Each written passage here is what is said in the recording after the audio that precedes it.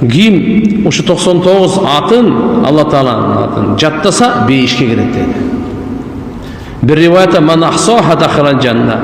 Ким аны жаттабай эсептеп чыкса, мынал деп бейишке кирет. Дагы жеңил кылып койду. Ошон үчүн бир мына Тирмизинин риваятында келет тугандар.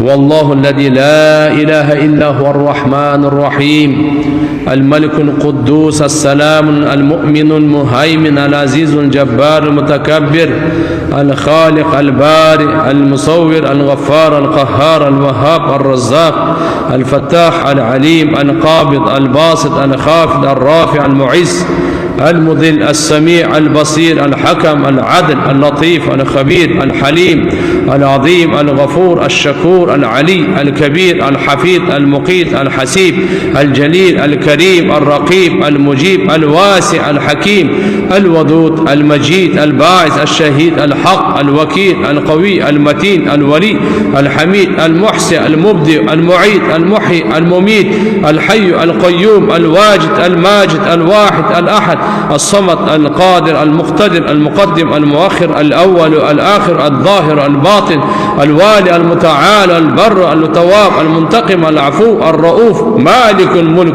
ذو الجلال والإكرام المقسط الجامع الغني المغني المانع الضار النافع النور الهادي البديع الباقي الوارث الرشيد الصبور. Бул мындай.